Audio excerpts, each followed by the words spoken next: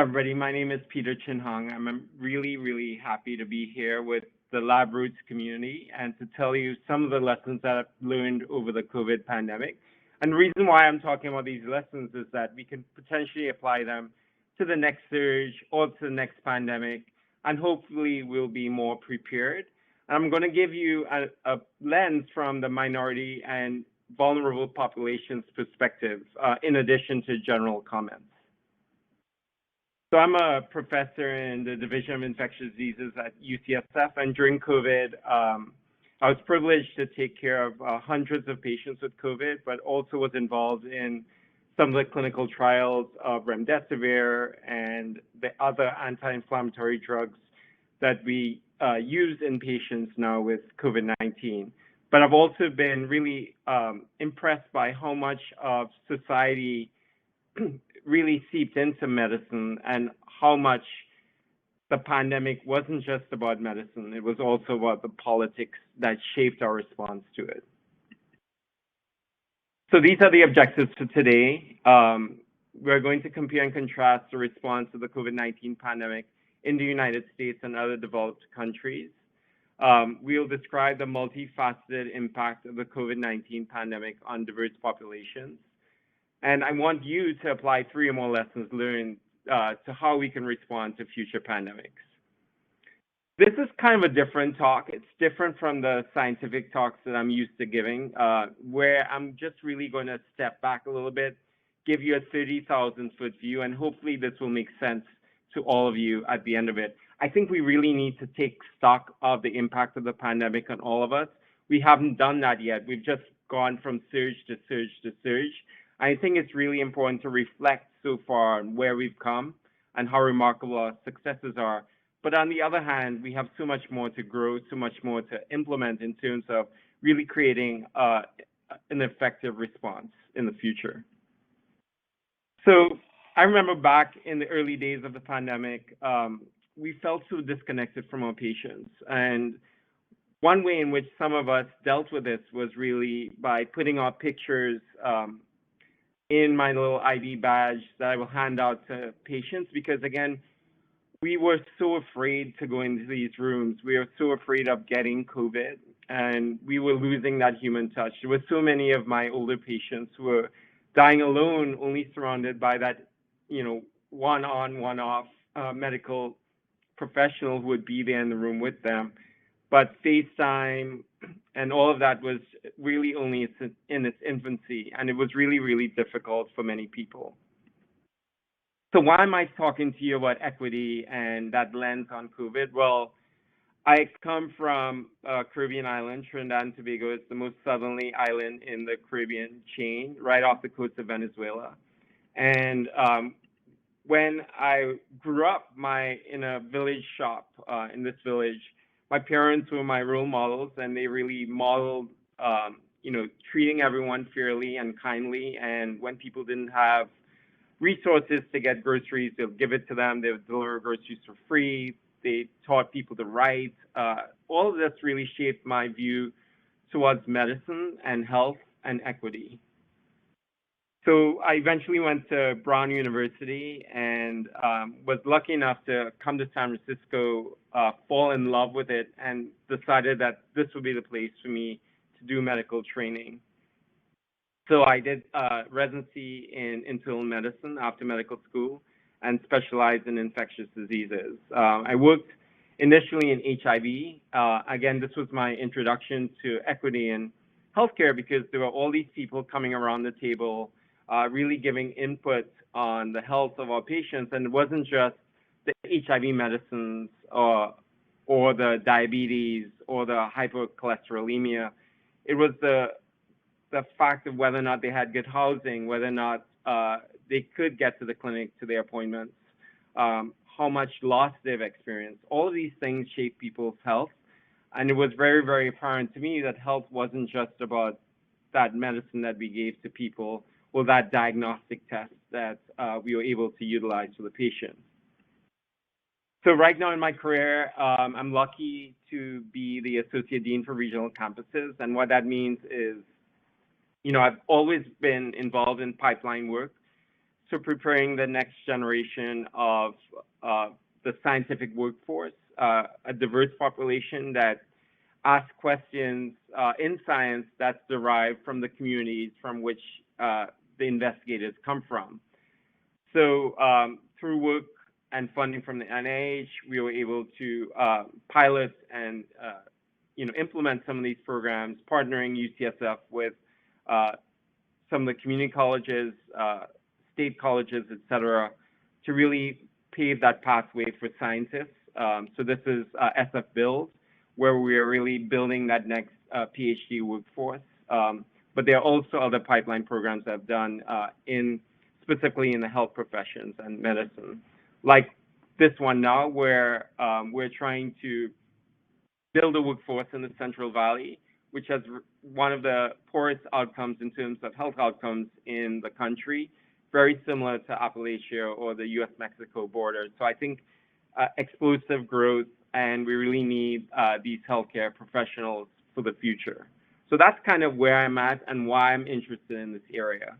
And having taken care of, again, of all of these COVID patients during the last 2 years, having engaged with the community, doing a lot of community education, grassroots activities, as I'll tell you about, I've really been able to reflect on where we've come as a community, where we've come as a country during these past 2 years.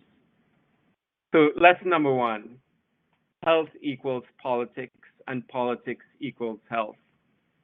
So I think this is no better exemplified by the ways that we think about masking, which to me as a physician really, really is strange, because I think in medicine we've used masks forever, for decades and decades in the surgical room. In fact, a symbol or metaphor for a physician or a healthcare professional is that mask in the OR. Think of all the TV shows you've seen. So when we think about the infusion of politics into wearing a mask, it really is astonishing to me. And I think part of it was the mixed messaging that occurred, particularly early on in the pandemic and throughout the pandemic, where initially the Surgeon General said, you don't have to wear a mask, and then everyone said, CDC, you have to wear a mask. It was confusing to people in the community. And of course, one thing we've learned, science is updated constantly. Every hour, there's something new about some topic that I thought I knew really well. But masking has become more than health. It's become politics. It's become a way in which we define our political standing. And I think that's really, really sad, because at the end of the day, it is a barrier and it is a risk mitigation strategy that it's not the be all and end all, but it is one in which we can help protect ourselves and our communities even more. And when you look at masking behavior in different communities in the United States, you can see that there's a big divide based on political affiliation. And because of this lack of alignment of science and politics, because of the lack of a national strategy early on in the pandemic, I think it's no surprise, just like infant mortality or maternal deaths, that the U.S. has the highest rate of cumulative deaths throughout the pandemic when you look at contemporary countries. And this is, per 100,000. And this, even you'd say, well, maybe this was just maybe in the beginning of the pandemic, and after we got our act together, things got better. But you can see on the graph on the right that even during the Omicron wave, that deaths are still per 100,000 the highest in the developed world. And when you look at the other countries that we're comparing ourselves to, Belgium, Britain, France, Sweden, Germany, Netherlands, Canada, Japan, Australia, it's really shocking that we, despite spending all of these billions of dollars in Operation Warp Speed and in the COVID emergency response, that we're still at the top of the deaths per 100,000 in the developed world. And again, it really speaks to lack of alignment of science and politics. It speaks to lack of a national strategy early on, particularly when you compare it to other countries that had all of these things, New Zealand, Taiwan, Germany early on, et cetera, you can see that we're very much in contrast to that. So number one lesson, science is politics, and politics is health. So I was mentioning that masking is has a political affiliation.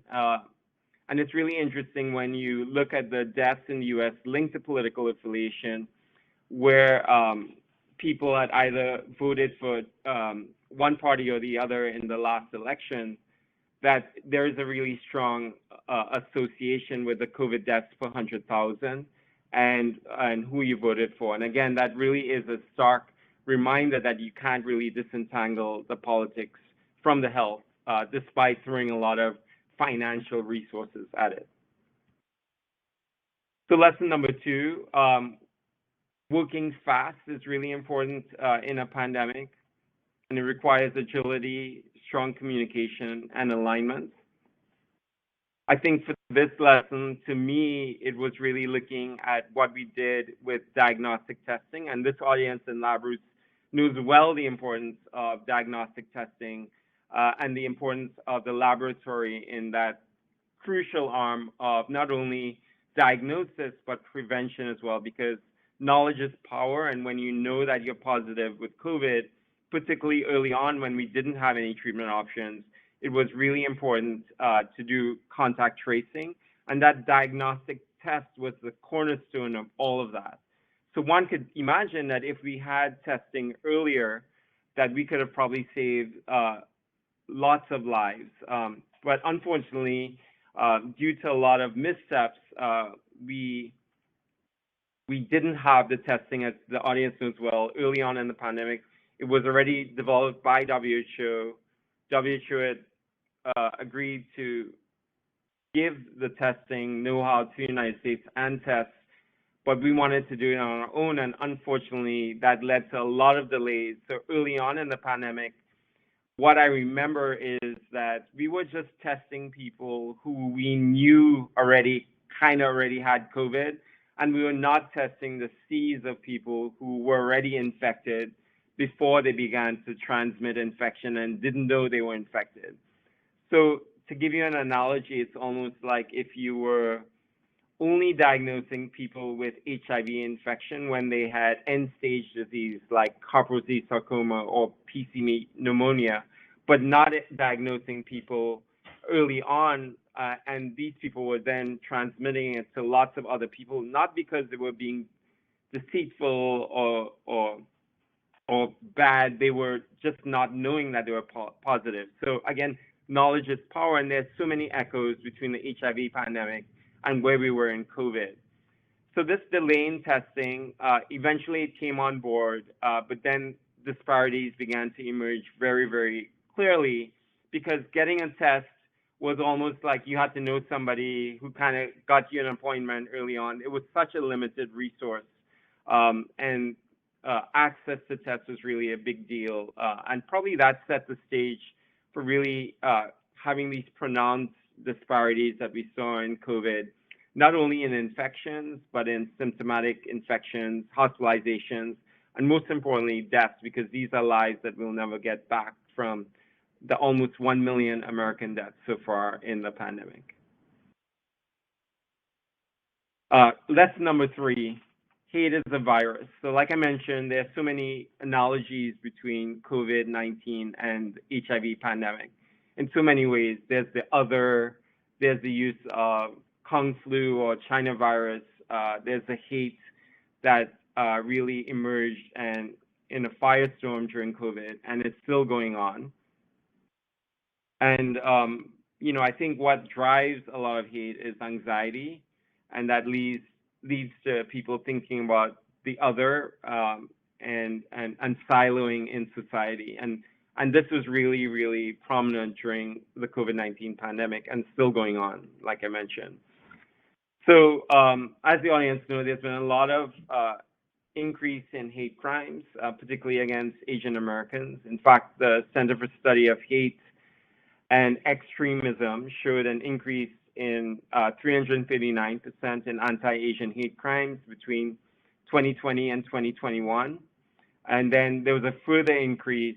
So this was a higher increase than the increase between 2019 and 2020. So again, what was really depressing about the pandemic was that year one seemed to be bad, and we began to get technologies and began to have a bigger understanding scientifically of the pandemic. But year two in 2021 seemed to be even worse, even though we had these tools at hand. And I think hate was one of these issues. So in terms of where was anti-Asian hate, well, it was in the big cities for sure that were most affected: New York, LA, San Francisco, where I live. But the interesting fact is that Black Americans remain the most targeted in most cities from this study, and really speaks to underlying hate that drives a lot of how we operate in society. And to me, as a healthcare professional, ultimately affects people's health. That's why I think it's really crucial that we as scientists embrace this. I know a lot of you already have, but that we continue to embrace these concepts and actively act as upstanders for people in our communities. So I wanted to quote one quote from John Yang from the Asian Americans Advantage Justice Group, which says that, especially during a time when groups are trying to divide and pit vulnerable communities against each other, we must remember that we are stronger together. So no matter where you come from, I think in science, we know that diversity leads to better science. I think this understanding and tolerance leads to better health as well, leads to using fewer hospital resources. So you get a lot of good for doing good. So lesson number 4, protest is a valid public health response, even in the middle of a pandemic. So what am I talking about? So everyone knew that or remembers that in the summer of 2019, there was the George Floyd protests. And I think that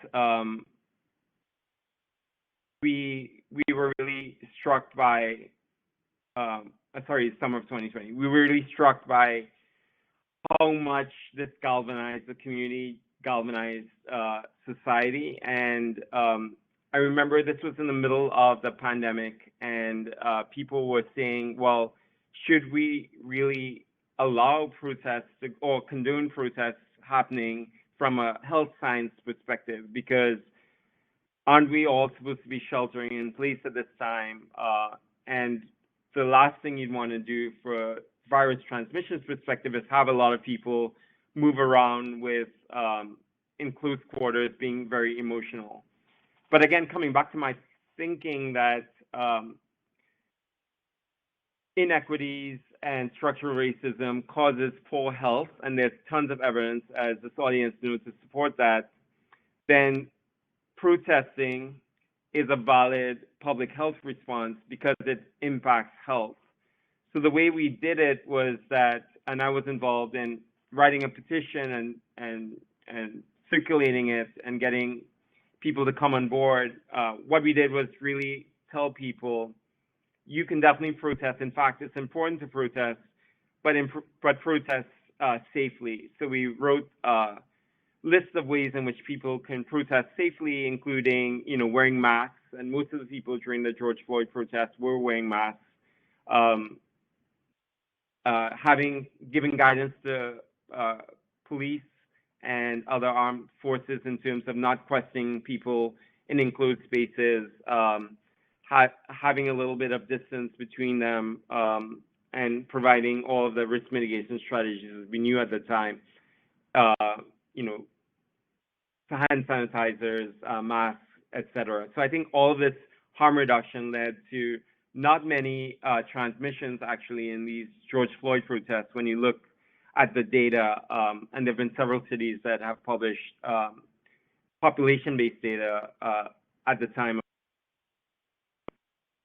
Another way that I think we in the scientific community were also involved during this time is around gas. So at the time of protests, even though tear gas was banned in international warfare, it was still allowed domestically, which I personally think is really a travesty and really doesn't make any sense. And for many years, people have tried to say, please don't use tear gas.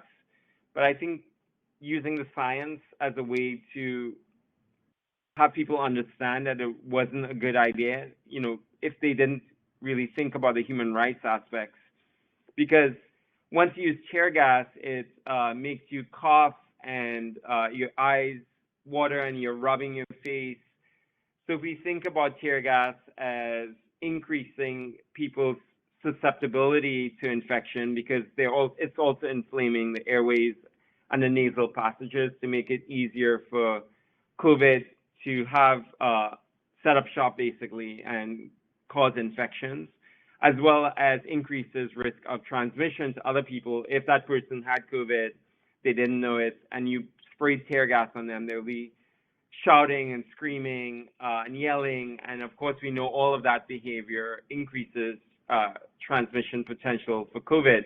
So I think by highlighting why tear gas wasn't good from a COVID and scientific perspective in terms of both infection transmission as well as susceptibility, I think it allowed people to at least listen to that dialogue.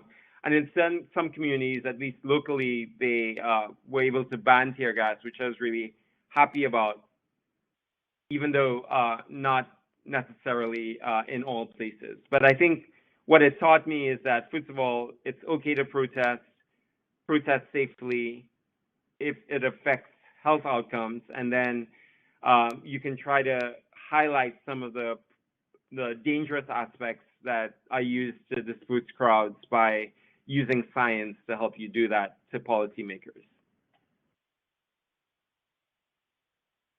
Lesson number 5, engaging with the community is really important, but not to treat minority populations as one. So it's not like the majority and the minority, although in California where I live, in many communities, there is no majority anymore.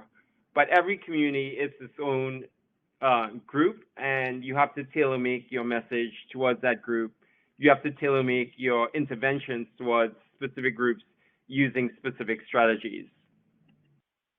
So I asked Christian Captain, one of the news reporters from San Francisco, to really give his insight about treating each community separately. Hi, my name is Christian Captain. I'm a television reporter for KTVU Channel 2 News in the San Francisco Bay Area. And certainly one of the interesting aspects of covering COVID-19 was seeing how it impacted various communities differently. Certainly for our Black communities, there seemed to be a general sense of mistrust of a lot of medical institutions and a lot of vaccine hesitancy, specifically in San Francisco. Again, some of that is understandable, certainly considering the complex history that African Americans have with medical institutions. One of the issues that was cited repeatedly, of course, were the Tuskegee experiments starting in the 1930s. For our Latino populations, we noticed that they had a very high rate of COVID-19 when compared to other ethnic groups in the Bay Area. And part of that is due to a whole host of socioeconomic reasons, including the fact that a lot of our Latino populations in the San Francisco Bay Area live in more highly dense neighborhoods. A lot of them were working in essential positions, so had to continue working through the pandemic. And some of them still relying on using public transportation to get to and from those jobs, and then possibly bringing COVID back to their families. So these were some of the issues that were facing our Latinx and Latino populations. And of course, San Francisco has a large Asian American population, specifically in San Francisco, a large monolingual Cantonese speaking community. Making sure that they were aware of COVID-19 wasn't the big issue. A lot of them seemed to be very aware that COVID-19 was an issue, but making sure that they were aware of the very latest medical advisories, medical orders, and quarantine orders, those types of issues, making sure that they were aware of a lot of that nuance was difficult because a lot of that information was given out in English and then had to be translated into Cantonese. So that was one of the difficulties there in learning how to do all of that. So some of the lessons that we learned in the media was that we have to treat each community somewhat differently and respect the differences of those communities, make sure that we can communicate with them in a way that they feel comfortable. We can't fall into the trap of treating any community as a monolith either. So just because it's an African American community or a Latino community or a Cantonese speaking community, we can't treat them as individuals. We have to treat them as individuals, rather. We can't treat them as a monolith, and have to realize that we have to speak to each person individually and understand that they can take information as a whole. Now, of course, being in the media, I have a bias towards communication, but I was able to work closely with lots of medical professionals throughout the pandemic and making sure that we were able to try to get good quality information to various people and everybody really throughout the pandemic. And so that would enable them then to make the best decisions about what to do for themselves and for their families. And that was one of the critical elements, is trying to work on that relationship and make sure that that communication between the medical community and the various communities around the Bay Area was as clear as possible. I certainly hope that this information is helpful to you as you go on helping others. Thank you. Thanks a lot, Christian. So lesson number 6, communication is key, as Christian said. I think it's important for all of us to know that there's no need to be an expert. All of you in the Lab Roots audience so far is an expert already. And there's no need to stay in your lane when it comes to clear communication and communicating science to the general community. You want to align science and politics and use empathy. So I asked Greg Liggins to speak about. One thing I learned during the pandemic as it relates to minority communities is this prevalence of vaccine hesitancy. I saw this across age, gender, even to a certain degree, income lines. I think there are at least 2 reasons behind that. One would be the historical wrongs done to some minority communities. I'm referring, of course, to things like the Tuskegee experiment that people heard about and they just ran with that information. And then also the inconsistent and oftentimes contradictory messaging coming to us on both a national and local level. I'm not necessarily talking about the vaccine itself, but things like mask wearing, what you could and couldn't do indoors and outdoors. That messaging was just very inconsistent and really confused a lot of people. Thanks, Greg. I probably won't have much more to add to his eloquence already. Lesson number 7, disparities are amplified during a pandemic. And like I mentioned, we thought 2020 was bad, but 2021 was even worse. And after 2 years of disparities, they still exist. You can't really see the graph that easily on the left side, but it really shows that many minority populations have at least twice, if not more, the odds of being hospitalized and dying, and this continued during the pandemic and not really abated. In fact, when you look at kids and hospitalization, minority kids during the surges have had a 4 times higher hospitalization rates than the general population. And like I mentioned, throughout this talk, there's so many disparities that still persist for many minority populations. And I think being aware of that can help us for the next pandemic. I think one place in which I'm seeing this happen right now is with Paxlovid. As people in the audience know, Paxlovid is an oral therapy given for COVID. It's used to shut down the virus factory by targeting early virus production before the body gets angry, and that's the inflammatory response. So if taken within 3 days, it reduces the risk of hospitalization in vulnerable folks with comorbidities by 89%. 3 pills twice a day for 5 days, you watch out for drug interactions. But as we see it play out in the country so far, even though there's a test and treat program with the pandemic response and the strategy, I think, and I'll quote from this article, the community statistically most likely to need the services that are to be offered on the website are also the communities that are statistically most unlikely to be able to access it. In other words, this could actually increase inequity. So I'm hoping and crossing fingers that we really pay attention to not just having the program, but the devil is always in the details in terms of having people have easy access and knowledge about Paxlovid.